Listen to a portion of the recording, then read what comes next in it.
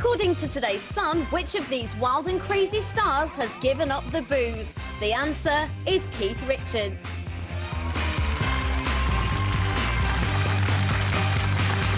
Thanks very much. You're watching The Right Stuff. We're live on 5 this Monday morning with Nihal Arthur-Nayaka and Diamond, and the comic Richard Herring. His Hitler Moustache Tour kicks off in Folkestone this Friday, coming to a venue near you. RichardHerring.com is a good place to go for tickets. Now, the internet, it's amazing. Now, in a little while, should judges name the so-called devil boys who savagely beat and sexually abused two other lads? 0207 173 5555 is the number for your views. It's a simple question. I'd like to add, though, what good would come of it if we did know their names. But first, the rest of today's headlines. What have you got, Richard? We've got the front page of The Sun with the headline, Ben Killer's Facebook taunts. This is one of the guys who's been convicted of killing Ben Kinsala. The Sun is making it sound a bit, from that headline, a bit worse than it is, in that I think the taunting is that he just has a Facebook page in which he's protesting that he wants to be free and stuff. He isn't actually taunting the family directly, but obviously it is kind of a weird thing that he's got access to a BlackBerry in prison to be able to go on Facebook. I don't quite understand. I watched The Wire, and they have to really smuggle those phones in. So yeah. I don't know whether they're allowed to have. I mean, you know, it's a good way to pass time on these social networking sites, and whether that's offensive that someone in prison should be allowed. It doesn't sound like much of a punishment, does it? If you're free to roam the internet, perhaps. I don't know. I guess, but you know, I mean, obviously the people in the prison services have their own ideas about, you know, the best way to do things. But obviously this does go out into the public, so you can understand why the family would be upset that he is enjoying a certain kind of freedom. It's an interesting discussion as to whether or not they should be allowed internet access. I'm sure if somebody tried to deny it to them, there would be a human rights battle in Europe to be fought. To say that they probably have every human right to have it. If they have the right to vote, why not Facebook? Finland just said that it's a human right. You've got to have immediate internet access to every home. And they put fibre optic cables in every home in Finland or something, because they say it's a human right. Something to do during the long years of darkness, though, isn't it, really? Virtually bankrupt. Was it Finland? Oh, was it Anyway, forget about Finland. There's me, Mr. Geography. You haven't got a clue, is he? One of them. Anything Finland's like a prison. Yeah. Morning, Helsinki. Because prisons are so nice. The second, again, it's quite a serious story that Sarah's Law is getting closer to becoming an actual law. They've tried, this is the Sarah Payne so we are able to find out, check whether people who've got access to your children access to children have been convicted of child sex offences, which, again, I suppose seems sensible. They've done a pilot scheme of it, which kind of seems like a weird idea for the people who are trying it out. But there's a suggestion this is the government trying to curry favour before to announce this now, that a guy from Kidscape welcomes it, but says it's an interesting time to announce this decision to extend this obviously quite populist law that paedophiles should be kind of outed. Although I'm sure if the boot was on the other foot and the Tories are in, they would be doing exactly the same thing. And that's the murky world of politics. Yeah, but the Tories support the move, though, don't they? I think so. I mean, it seems sensible up to a point. I think, you know, it's obviously we don't want to turn into a vigilante society where paediatricians are getting chased out of town. But you know, I think obviously I haven't got kids myself, but as a parent, obviously that's a massive concern. So yeah. So that's that. Martin Amis, the novelist, is calling for, apparently, according to the Daily Mail, calling for euthanasia booths on street corners, which I think he may be joking a little bit. But he's saying, I think he's saying that people should have the right to. He says that they should end their lives with a martini and a medal, but I think he's actually just arguing quite a sensible thing, which is people should maybe have the right to choose whether when they die with dignity, because I think.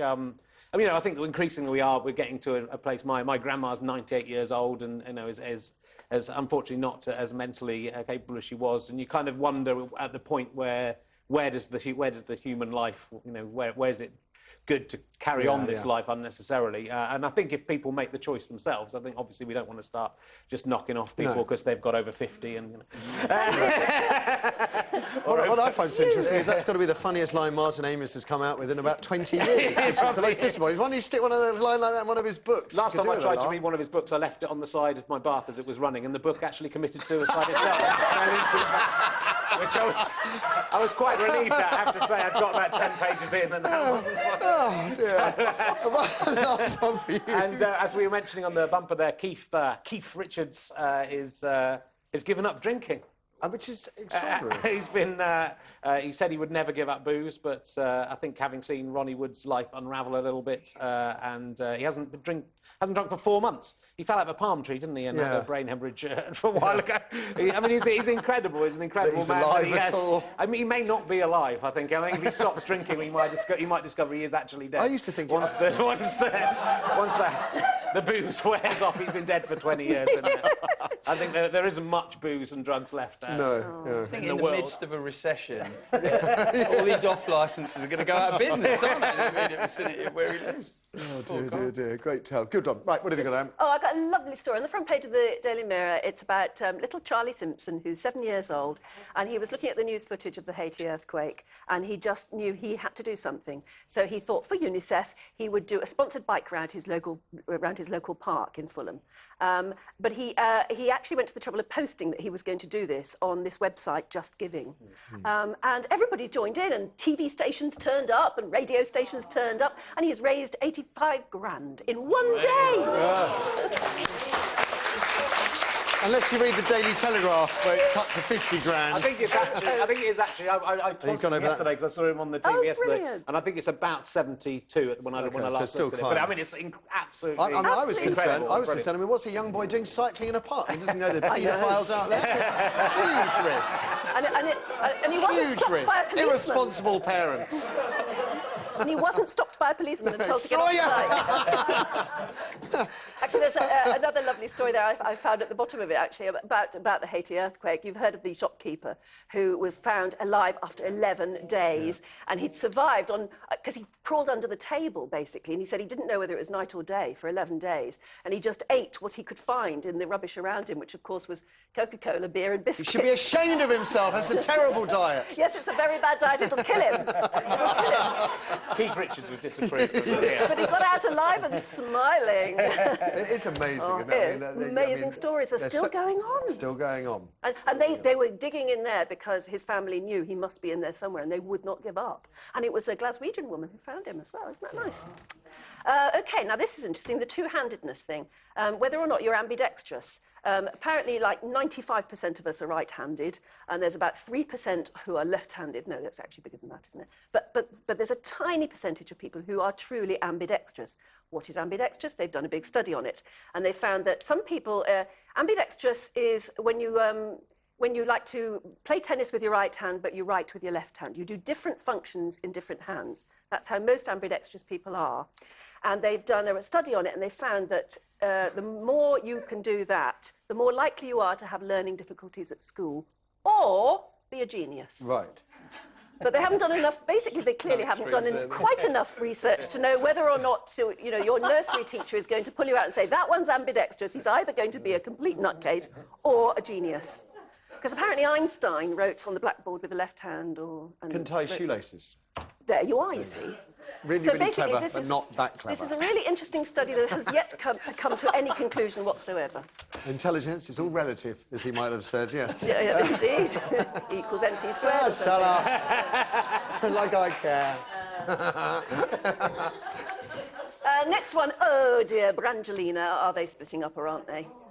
I can't tell you, basically, but everybody's saying they are now, but I mean... well, there doesn't seem to be any evidence one way or the other at the moment. No. But it's the latest story, and we're talking about it. The main evidence seemed to be that the Haitian benefit they had in LA, that he spent most of his time avoiding being photographed with Jennifer Aniston, which I would imagine he's been doing for the last 5 years. He's been, what I'm worried about is what it means for our goldfish, because Angelina died a couple of years ago, leaving Brad alone with Jennifer, and they seem to be getting along swimmingly. Well, there you are, you see. And this leads me to my next story, which is that anything can happen in the natural world. You know how we've always been told that swans mate for life, forever. Yeah. That's it. Once they have decided who they're going to be with, that's it for life. Well, they've discovered at Slimbridge, where the Wildfowl Trust are, that one pair of swans who've been together for a long time, when they flew back from their summer grounds in Russia, they came back with different spouses. Dirty swans. I know. And this has caused an absolute buzz in the bird world.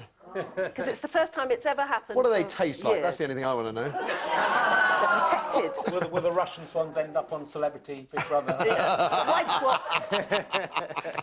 Swan life swap. Oh dear, Finding Nemo. What have we got for us?